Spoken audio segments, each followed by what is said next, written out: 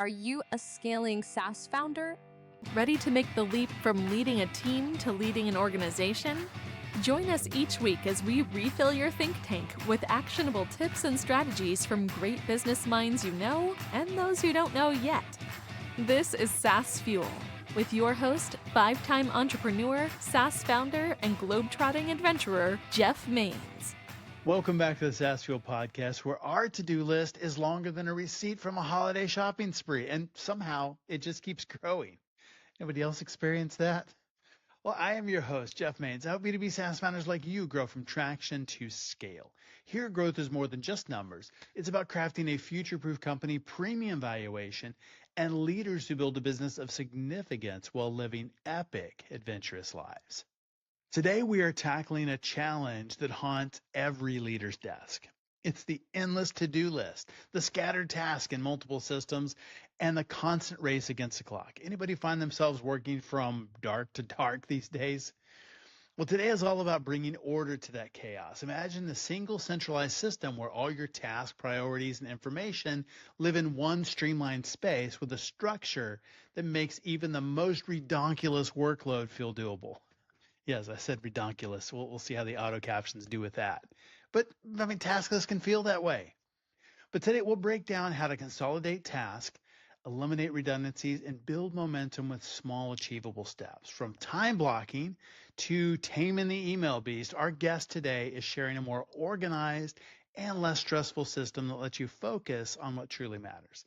And no, it's not just another productivity tool. Been there, done that, didn't help. Last thing I need is another tool. Anybody else feel that way? But here's the big question. What if your struggle to get more done isn't about time at all, but about how you manage it? Stick around to discover the secret behind reclaiming your day and your sanity. Our founder on Tuesday was Kamal Maheshwari. He is co-founder of D-Cube and a 28-year data veteran. We unpack the critical importance of data trust in AI, covering everything from data accuracy and transparency to the real risk of poor quality data in decision-making. If you're relying on AI-driven insights, and a lot of companies are moving that direction, this episode might reveal some gaps in your data strategy that you didn't know you had. And our expert guest last week was Andy Culligan, a powerhouse CMO who bridges the gap between marketing and sales to drive serious revenue growth for fast-scaling SaaS companies. We explored how to transform high-ticket SaaS strategies, master lean budget marketing, and build scalable structures that convert sign-ups into paying customers. If you're ready to outmaneuver competitors without breaking the bank, you don't want to miss that episode with Andy.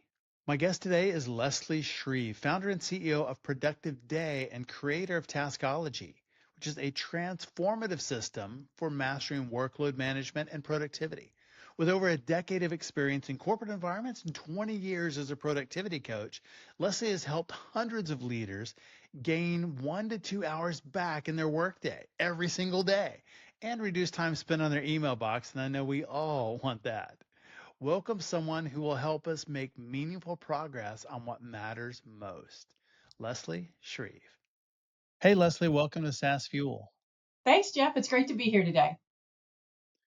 Well, I'd love to hear a little bit about your background. And you went from corporate to then founding Productive Day and then creating Taskology. Tell me about that. That's right. I did. Always wanted to be in the business world. Even when I was younger, I had that vision going forward, going through college, knowing I wanted my business degree. And yes, I was in corporate for 13 years doing something completely different. I was in healthcare, not in the healthcare side of it, but the operations side, doing material management, purchasing, and contracting. So buying anything from Q-tips to CAT scan machines for years in some of our local Baltimore hospital and health systems. So I was doing that. I loved it. I loved the people I worked with. I loved the cost benefit analyses and negotiations and everything that had to do with it. It really gave me a good background into how companies work and what each of the departments need to do their jobs. And so it gave me a nice little bird's eye view into all the corners of the organizations I worked with. And I didn't realize the value of that experience until years later after starting Productive Day. I thought, wow, I know a little bit about a lot. Enough to be dangerous, but a little bit about a lot. So it was good. But finally, in 2003, even though I thought I had landed my dream job, a year or two later, I actually started to feel restless. And I didn't expect that. Never expected to be an entrepreneur, never expected to own my own business, never saw this coming. But all of a sudden, I just felt like, and I was about 35 at the time, and I thought, you know what, there's more that I can do with my innate talents to help others and serve others. And it started out a little differently than what it is today. But within the first 5 years, I rebranded and changed the company name, but it morphed into a business that was all about helping others become more efficient, effective, and productive in their workday. So the name of the game here for Productive Day is efficiency, productivity, and progress, and a lot less stress. That's really, really good. And stress reduction is huge. I think especially now, there's a lot of talk about work-life balance, and maybe that's improved a little bit. But really, I think today we're probably a lot more stressed than we were 5, 10, certainly 20, 30 years ago. Overwhelmed. Yeah. Overwhelmed. Everybody's overwhelmed and stretched with little time for anything. And that's where I want to help. Yeah. So how does Taskology resolve that, or how does it help? Well, it helps because Taskology is a system that brings together all of the processes in your workday. So you've got task management, you've got time management, email management, and information management. Now, when people are feeling the stress and strain of their workday, they feel frustrated, overwhelmed, mad even that they have to give up their evenings or weekends to try to catch up or keep up, which a lot of people go through right now.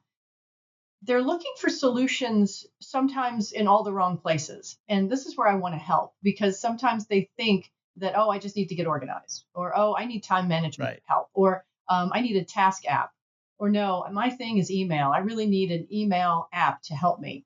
And that's not really the solution. That's not the solution at all. What happens is when you go after just one segment or one process in your workday, you're still leaving the others out. And that is going to be problematic. They actually are all connected. They all affect one another. Even email management is task management in disguise. Makes sense. It's also information management in disguise. So it ends up being a Band-Aid for something that really needs a bit of surgery, and not serious surgery, but just we need to bring it all together and kind of address the whole body of the workday and really talk about how things are happening, because you're getting all this information through all these different channels. And it matters that you have a task management system to bring them together. So trying to go after one thing or another is still going to leave you a bit behind. So is that a key why like productivity hacks fall short? Is, I just need to get organized. I just need this app. I just need this thing. It's only addressing one small piece. It's not really looking at the whole, because you're right. Those tasks are interdependent of one another. I mean, because you only have a certain amount of time, and they have to fit. That's right. And plus, they're coming from so many different places. I mean, email is just the biggest source, but you've got phone calls and Yes. texts and meetings and hallway conversations and papers and files on your desk. And you got Post-it notes. And when you create a to-do list on that legal pad or in that planner, that becomes yet another source because you filled it up. So now you're trying to keep track of all those tasks and all those different places. And then if you add more tools on top of that, like a project management app, or some people in corporate have a Teams app, or you might have Slack, or, like it's just more sources, more channels, right, to bring in all these tasks. And now they're juggling even more. Right. Right. Mm-hmm. So what do we do? Email is something that is, I think, a major time sucker. Mm-hmm. What do we do to reduce the time spent on email? I mean, do you have some specific recommended Yeah, strategies for managing mail more effectively? I do. I have a couple. The first thing I want everybody to understand is that, as I said a moment ago, email management is really task management in disguise and information management in disguise. And I say that because I want everybody to understand that nothing is best managed while it's still sitting in the inbox. So I know we've got two camps out there. We have the I keep everything in my inbox and I like getting to zero. And then there's the folks who fall somewhere in between. Now, for the people that are really proud of their inbox and they say, Leslie, I don't have hundreds, I don't have thousands, I only have 20. Well, those 20 are all reminders of something to do. I know that's not what everybody wants to hear, but that is Yeah, task management. And so it's true. what people are trying to do, though, is And if they're flagging it amid like 100 or 1,000, if they got a lot of flagged emails, it's really no different whether you've left those 20 and they're not flagged, or you've got hundreds and you've got 20 that are flagged. What happens is you're still losing time and progress and productivity because you're rereading emails you've already seen but couldn't do anything with. So here's what I want everybody to do. I want everybody to think seriously about the task management system or app that you're using. I don't care what it is. Asana, Trello, Todoist, like there's 100 out there. Go find one that you really like.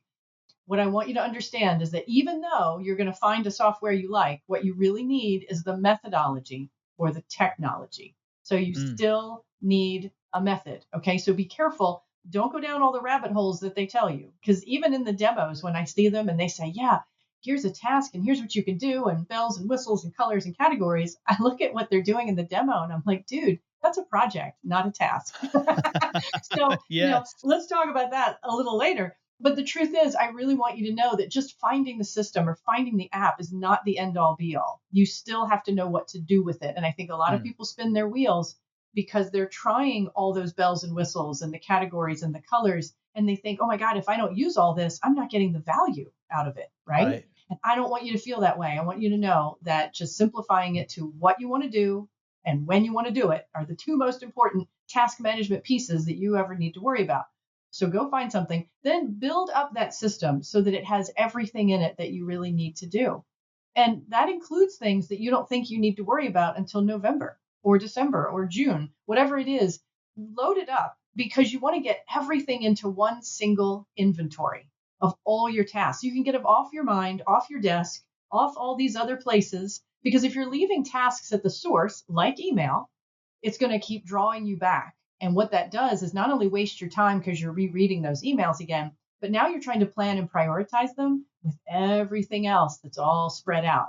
So what you want to do is pull them away from the source, get those tasks and follow-ups out of email and get them onto a single digital central task list where you can then effectively compare and contrast them with everything else that's going on, because it doesn't matter where they came from. What matters is what you're going to do and when you're going to do it. So that's step one, is really having that task management system in place first so that you can get the tasks and follow-ups out of email. The second step would be to then get your information out of email, because too many people are going back to do searches. And that's another time waster. So for instance, everybody's got a contact system, right? So let's use that, whether it's a CRM or something in Google or Microsoft or wherever it is. Let's get contact information out of the emails if you really want to keep it and you really need it, because you don't want to have a task that says call Bob Smith and you're like, oh my gosh, I don't know where his number is. Go find the number. Right? So too many people are looking in email folders on the left side of the screen to go, I know I saved that somewhere. What did I do with that? And now they're searching for a number that really should be in a contact system. So I want everyone to start using the systems around them and maximize those. Now that could be a file drawer if you're still using paper. A lot of industries are still paper intensive. Most aren't. Then that means in your hard drive or in the cloud, wherever you're keeping your documents, you really want that to be ship-shape and streamlined so that you know that you can file something quickly and find something quickly. Because again, if you're digging around in email for that, that's going to cost you time.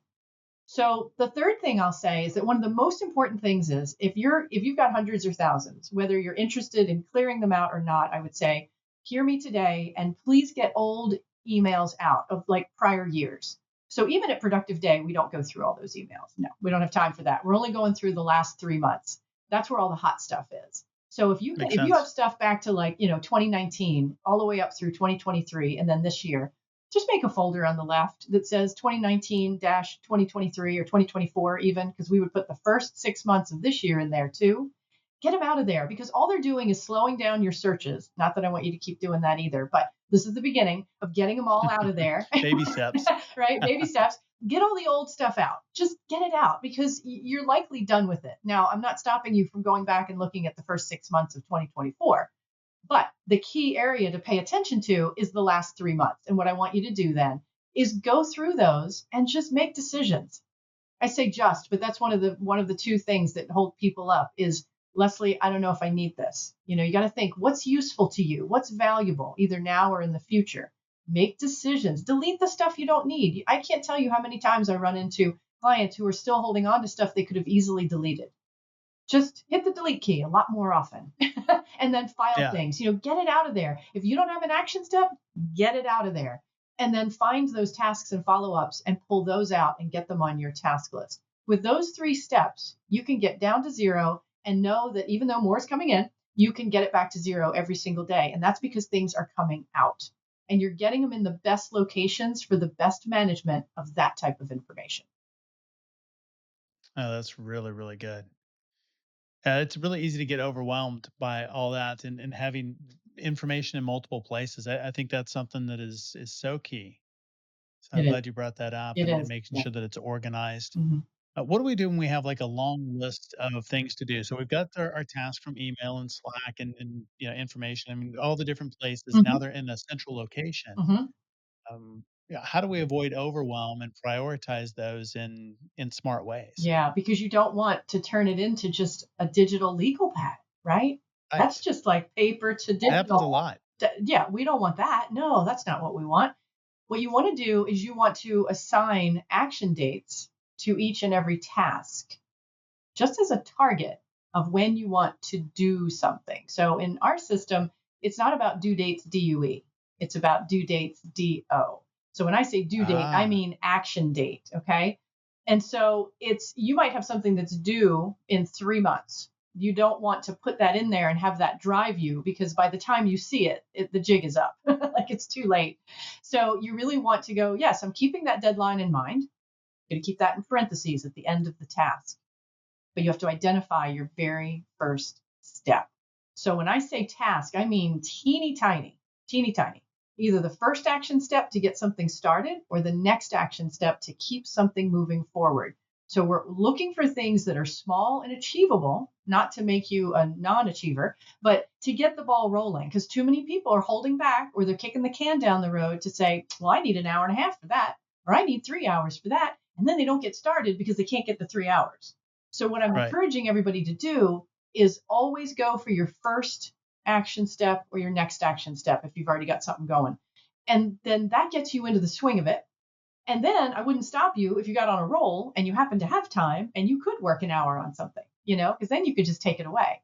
But it's getting started that I think gets people over the hump. It's like it's getting into action and making it easy. Because when you look at an overwhelming list, like the one you're probably thinking of, like, oh my God, we don't want to be overwhelmed by a list of this many things to do. It's when those things are stated as projects or multi-step tasks, or they're big and you're like, I don't know how to get started on that. I don't know where to begin, or I'm not doing that right now. I'm not feeling like that right now. Let me go find something small and achievable. So in our system, everything is designed to be small and achievable, which allows you to then marry up your tasks and your time. And there is a limit to how many tasks you want to plan for a day. So don't go after all of them, because a lot of people will tell me that. Well, I wanted to get this whole page done on my legal pad. Right. No, no, we have a limit of how many tasks, and I want you guys to have a limit on how many you plan per day. And that is easy to do when you get all your tasks into one inventory. We call it mission control, because then they're in your vision and it's easy to prioritize. I mean, it's just you're going to say instantly, I got to do that today. That's going to have to wait. So when they're in your vision, it's easy to plan and prioritize. And then you go, okay, this is how much time I have each day. I'm going to do this many here, this many there. It's just a target. Like with what you know today, you make a target. Will it change? Yeah, it will. So you're always reprioritizing, but you have to have a place to start, right? And then you go from there. And when you have things on your to-do list, you talking about breaking those down into smaller actionable steps. Are you talking because I like what you said is that's not a task, it's a project. Mhm. And I've got quite a few of those on my list. But when you break them down, are you talking about like breaking down every step? No, Or do you just want to break down and say, here's the next step I need to do that. on this Yeah. thing to move it forward? Yes. Do not try to get your crystal ball out, people, and look at every step in a project. Please, please, please don't do that. Jeff is right. That's a great question. You just want to identify your next action step. Now, if you know of 3 or 4 things that you need to do for a project or a multi step task, and it's already in your brain, sure, download that from your brain, get it in the notes section of the task, Mm, but take the first or next step. That's what goes up on the subject line. That subject line is what we use for task. And in some cases, when working in Microsoft, I can change some of those fields and I can make certain things read task instead of subject or project. If you can do that in your system, I recommend it highly. But yes, don't try to anticipate don't try to look around corners and get out the crystal ball. Don't do that. Just one, because then what's going to happen is that step is going to lead to the next action step and the next. So in most cases, people don't know where these things are going to lead. So don't even try. Just let it unfold, because all you need to do to get this ball moving is that next action step. Yeah. And then group your tasks by action date if your system allows for it. We can do that in Microsoft.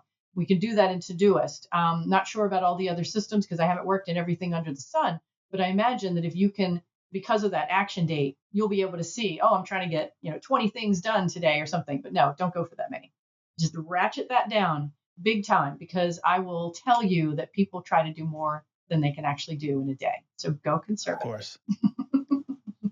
Ready to dominate your market and skyrocket your revenue? Dive into Small Fish, Big Pond, building a world-class business that swims circles around competitors. This book is packed with powerful marketing and leadership insights, guaranteed to transform your business and operate world-class. Small Fish, Big Pond delivers proven strategies to sharpen your marketing message, deliver unmatched value to your clients, and guide your prospects' buying journey to one inevitable conclusion: that your company is the only solution for them. Inside, you'll find step-by-step frameworks and time-tested growth principles to attract your ideal clients, convert them, and then turn them into your passionate brand ambassadors. Get your copy today in print, ebook, or audio at smallfishbigpond.com or on Amazon. Plus, remember, every book sale supports charity, so dive in and make a difference. Yeah, we overestimate what we can do in that chunk of time. But I think, like you said before, is you look at it and you go, well, this is going to take 3 hours, but you break that down and you take a little step. It makes it much easier when I've got a 15-minute block here, or 20 minutes there, or a call ended early, and now I've got 10 minutes. I can go pick something short off that list and knock it out. That's right. It makes you more proactive. Absolutely. Because you can go to the list. So never have task reminders, never have those push notifications on tasks. This is why we pull them off the calendar, by the way. Pull them off of your calendar. Get them in that one central task repository, like get them all in the same bucket, because the calendar really should be just for scheduled appointments and commitments, calls, Zoom calls, meetings, lunches, networking, kids' sports, vacations, whatever. So those are the scheduled commitments. And then that open space you'll see that you want to leave open is for tasks, for getting tasks done, and for email processing. Mm-hmm. That makes sense. Yeah. I love time blocking and do that pretty often. I have chunks in there, so I'm able to take something off the list and fit it in there, multiple things. What do you think? Is that a good thing? Is that something you recommend, or do you have a different or better way? We do time blocking. It's a little different than what you're describing, however. So what we do is I make sure that my clients get 1 to 1.5 hours in the morning and 1 to 1.5 hours in the afternoon. And remember, all of these are mostly corporate. So when you're an entrepreneur, it's a little different, because they tell you as an entrepreneur, block the whole morning if you're going to be writing your new book, or, block 3 hours to do this and that. In corporate, they can't do that. So, if we've got a mix of listeners today, just understand that when you've got a lot of meetings in the corporate world, the 1 to 1.5 hours is like gold to them. They're like, oh, that's fantastic. Yes. I never even take that for myself. Nobody takes this time. When you're an entrepreneur, or a small business owner, you're more likely to be able to block these big chunks of time, which is great. But I instruct everybody to leave it as office time, or like Jeff's time or Leslie's time, because I never want anybody to feel like it's totally predetermined. Because again, if everything's on your task list, you're going to get your projects moving just by taking your small action steps. You don't have to dictate, oh, this has to be for this project or this has to be for that. You can. We do that too once in a while. It's just the minimum of the times that we do that. Usually what those time blocks are for is, again, working the task list and getting things done in small steps, or processing email. So, and we set it up so that they never run out. Recurring, no end date, because you never want to get to December 31st or something and then go, oh my gosh, I don't have any more time blocks. No, just no end date. Right. Yeah, no end date. And then make it early in the morning if you can. Most people are really fresh in the morning. They can dig into something, whether they're doing small tasks or something a little bit more meaty or needs more deep thinking. And then also protect time right after lunch, because that's when more emails have rolled in. You really want to assess your task list and say, okay, is this what I still want to do for the rest of the day? Should I shuffle some things around, do a little reprioritizing? And oh, by the way, which tasks just came out of email that now need to be included in this view, and then you make new decisions about how to spend your time. But yes, time Right. blocking, definitely. Ours just isn't like chucking a few things here and there on the calendar, though. We definitely have a whole system for it, a method so that my clients know, how often to do it, how many days a week, how many times a day, how long the block should be, and what to do when things go wrong. So, but definitely, No, really, really smart. definitely block it. Yeah, I like that, having a methodology to it, not making it random. Hmm. And time blocks are different. One of the things that I've kind of learned over the years is the roles are different depending on what you're doing. So managers will do a lot of meetings, and that can be a really productive day. But if it's more creative or developers or things like that, they need bigger time blocks that are uninterrupted to really do focused work Agreed. rather than have a bunch of 15 or 20-minute meetings. Right. Agreed. So very different roles. I mean, do Yeah. you find that as well? Is that something the system? Yes, yes. And of course, we customize it for everybody who comes through here. And I would recommend the same for all of your listeners, because if you do need that creative time, absolutely proactively block that. Because if that's your mission, if that's your purpose, if that's the thing that you have to get done, you go ahead and you block that time that you need. Yeah, because you know how you work best. And just like writing a book or a couple of articles or working on a video program or whatever it is, yeah, definitely get that time that you need. Mm. Yep. How do you protect time when you have two people that are maybe different styles or different roles? You have managers that want to do meetings and they want to do a 20-minute meeting right in the middle of that time block for the developer. How do you make those things work together and really protect that time? Yes. So for for that, what we do is, because we've set up all the recurring time blocks, and we only pick a certain time of day to lock it in, just to set the recurrence and everything. But then Okay. everything is movable. So in Microsoft, at least, you can, and I'm pretty sure you can do this in every other system out there too. You just click and drag the one block. So let's say, Bob calls you and says, "Hey Jeff, can I talk with you at, 9 o'clock on Monday?" And that's where you had your protected time block just for you. Well, if you have some more white space somewhere else and Bob's really important, you say, "Sure, Bob, you can have that time." And then you just click and drag your block down to 10 to 11:30, whatever works. So you don't want to divide it. You want to move it so that you still get your hour in total or your hour and a half in total. And if you can move it, if you have other white space, that's what I would recommend. And I know that, even my developer, I mean, they all need a lot of time to do the development, and that's something they need to sink into and really think. Just, it's like writing code is no different than writing something else, like a book. Right. You really have to sink into it and do that deep thought. And you don't want to be interrupted. You want to concentrate. Even when I'm doing a video program or I'm writing a script for a video or something, I can do a little bit, sure, but it's always better to get those bigger blocks of time. So I totally support Right. that. Hmm.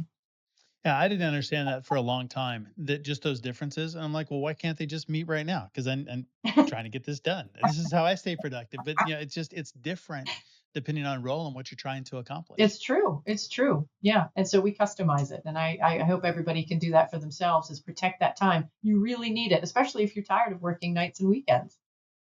Yeah. Well, what are some common misconceptions about maybe productivity or hacks, um, that you say this is the way we think about it, but really it's different. Yeah. So a lot of people are, like we said earlier, are looking for the tips, tools, tactics, shortcuts, apps, and hacks. And certainly the people who are really excited about IT, AI, automating things, all of that, Right. it's such a magnet. It's such a, it's like, it's something they think, well, this is going to be the answer. This is going to do it for me. This is going to be what helps me take care of this. And what I want everybody to understand is that you really do still need to stay in control of your tasks and your email and your decision making. Like, nobody can make these decisions except for you. I mean, sure, there's a lot of ways that AI can streamline how we do certain things in our day. But when it comes to your planning of tasks that you need to do, I don't think that can be outsourced. And I know there are AI programs out there who can, they say, oh, we'll just put your project in here and we'll line up all the tasks that belong to that project. We'll spit it all out in an outline for you so you know exactly what to do. But just be cautious because they're not going to get the nuances of your work, of your job, Mm. of your project, of the people involved. Like, sure, if that's a great place to springboard and just start, that's fine. But really, don't give up your power to decide, to plan, and to choose how you spend your time, because those programs can miss something. And also, when it comes to project management, and people are trying to figure out every single step in a project, it's not a good use of time to try to squeeze that out when you have no idea where it could lead. Now, again, project management is a big thing in corporate, and there's a place for it. And yes, you've got your Gantt charts and you've got your, everything's all rolled out, right? Yes, go for that. Right, But right. what we're talking about here, though, is different, Jeff. It's individual productivity. It's personal productivity. This is not corporate project management. This isn't even project management for the individual. This is you getting tasks done. So while you may have a project in mind, the way it's going to happen, the progress you're going to get is from taking small action steps. And so personal productivity is a different animal than project management. Oh, that makes a lot of sense. Yeah. It is very different, but I think we just look at them as tasks, and we can probably just try and run them the same way, but it doesn't really work that way. No, it doesn't. And I think a lot of people want to drive their day with that whiteboard that has those 10 projects on it, or those 5 projects. And you just sit there and you stare at it and you go, okay, what do I need to do next with that? Well, if you can take that process and get it into a task list, then you're going to have everything planned out. And yes, it's going to take an investment of a little bit of time, a little bit, to get that set up. Once it's set up and you're rocking and rolling, you're just adding new tasks and you're already in that mode of designing a task so it's small and achievable. And always start with a verb, by the way. And then you've got I took a step and now I get to rephrase it. Okay, I talked to Bob, I called Bob. Now here's what came out of that call. Here's what I'm going to do next. Pick a new due date, which is your action date. Let it fall down the list. Get it out of your hair. And then you're going to delete tasks that have no further action steps. So it's always going to be this fluid plan that is both strong because it's a plan and everything's got an action date, but it's flexible because priorities shift all the time. And you have to have a system to support you while things are shifting, Yeah. What specific challenges do C-level executives face in workload management? And how does something like Taskology help them regain that time and focus on those high priority projects? Well, they're, of course, pulled in a million different directions, just like a small Sure. business owner would be with like a number of people on their team, a number of direct reports, and they have to be in all these meetings and they need to be available to their team. So they need to have some open time just to be able to address their team members. But at the same time, even though the small business owners and the C-level executives, they're all experts at what they do, they still have this thing called workload management that is stealing time from the time in their day they could be using their expertise and doing what they do best. So I want to point out to everybody that no matter what role you play as a leader, that time and productivity are being lost in the 3 main processes of your day. And this is how you're going to get time back. It isn't just from time blocking, because that is one way, that's for sure, is how you're managing your calendar and your time. But beyond that, you're going to get time back from streamlining the processes for task management, email management, and information management. Believe it or not, that's where a lot of time is going to come back from. Because for an example, you're not going to be writing or rewriting to-do lists anymore on paper. That takes a lot of time for people. And sometimes they're like, yep, every Sunday I plan my week and I write my list and I do this. And that could be an hour. That could be a half an hour. I can give you that time back. If they do it every Monday morning or every weekday morning, yep, every morning I write a new to-do list. Well, you don't have to do that anymore either. Or even if you want to do it Friday for next week. But it pains me to hear the people who are doing it on a Sunday. You don't have to do that anymore. If once you build this whole system of all your tasks, well, they're already in there and you've already wrapped a plan around them. You've already planned action dates, so you never have to do that again. You're doing the work every single day as you're adding new tasks and reprioritizing, and just using the system maintains it. Like you don't have any maintenance on the list. Just using it the way it's intended, wherever you set it up, is going to take care of itself. So you're going to get a lot of time back from that, and also from not regrouping between tasks. Have you ever finished a task and then went, oh, now what? What's next? Right. Like, now I got to find something else. And now that leads you to like go check email, and you might get sucked into there. And then you're Yes. scanning the desk, or you're checking the other legal pads or the planners, or you're just checking the papers and files, and you're thinking, what's the best use of my time now? You can get all that time back too. Then you're getting time back because when it comes to information management, you're not looking for things you know you have but just can't find. You want to find them really fast, whether that's in the hard drive or in the cloud, or it's in a file drawer in your office, or it's contacts, or in email folders, like you name it. Wherever you're looking for information, you want to find it fast. And so when people tell me, oh, well, I don't go in there, that's the black hole. Well, you're going to lose time in there, especially when they put everything on their desktop. That's a bad idea. Right. Don't put it on the desktop because that's not going to help. I mean, a lot of people start out thinking, well, that's going to help. That's going to make it easy for me to grab. But then you fill it up and then you're just overwhelmed with, well, I don't know where I put everything. I mean, people have literally told me that.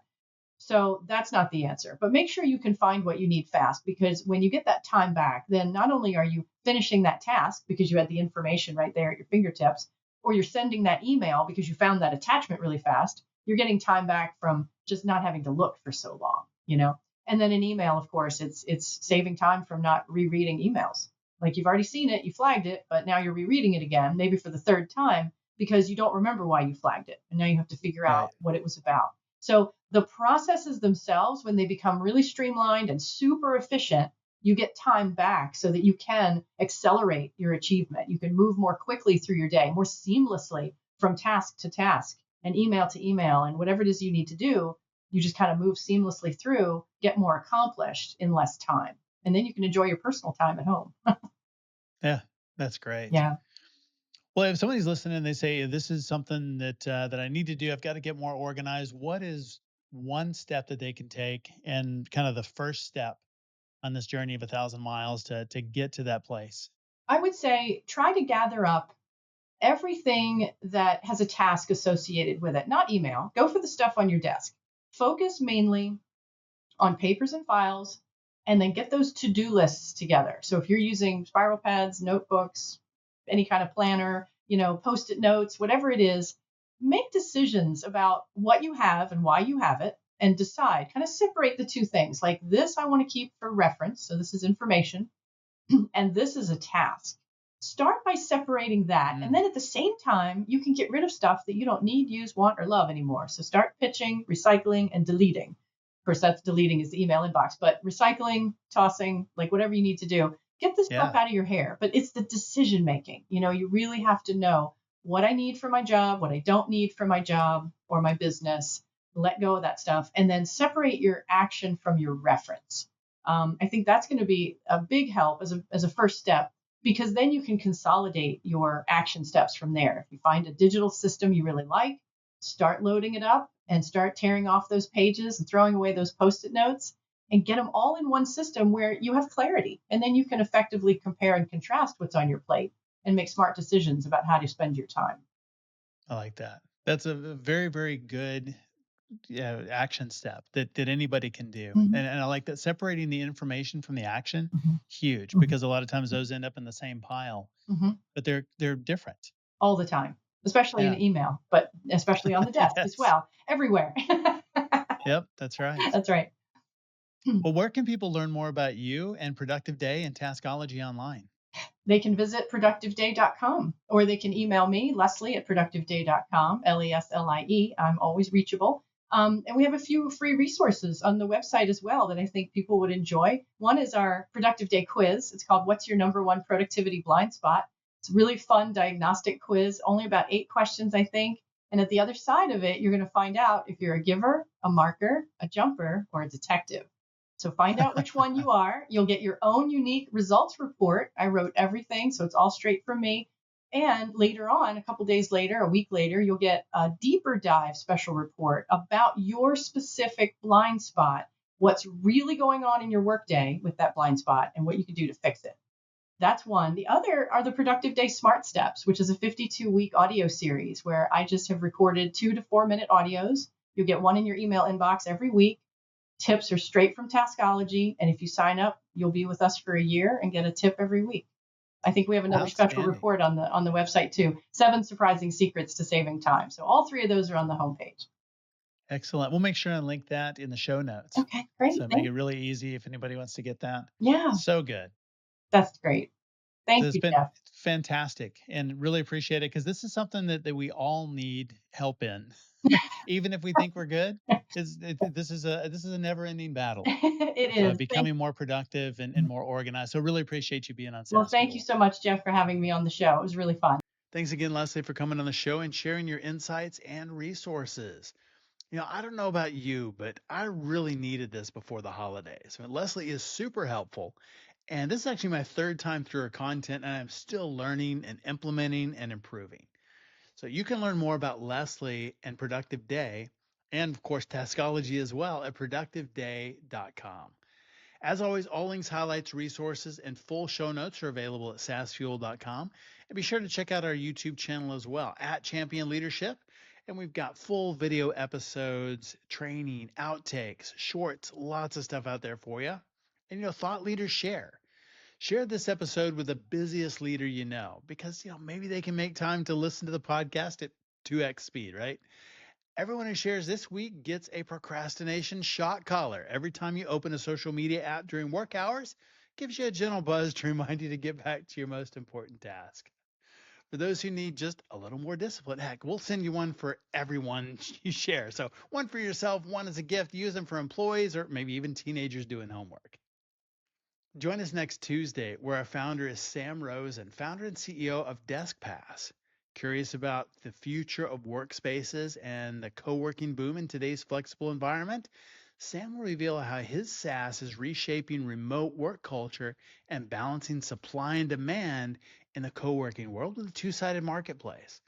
Don't miss the insider insights from a pioneer in the flexible workspace movement.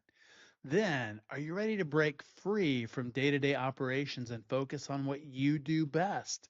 Join us next Thursday on our SaaS Fuel Expert Series as Joanna Zhang, Business System Multiplier, reveals how she helps entrepreneurs build star support teams and create systems that scale. You won't want to miss her insights on empowering team dynamics and setting the boundaries that keep your business running smoothly, even when key players are out. So I'll see you next time, and as always, enjoy the journey. Thanks for listening to SaaS Fuel. Full show notes for each episode, which includes a summary, key takeaways, quotes, and any resources mentioned, are available at saasfuel.com. Be sure to follow and subscribe wherever you listen to podcasts. And if you're enjoying the content and getting value from these episodes, please leave us a rating and review at ratethispodcast.com/saasfuel. We'll be sure to read these out on future episodes.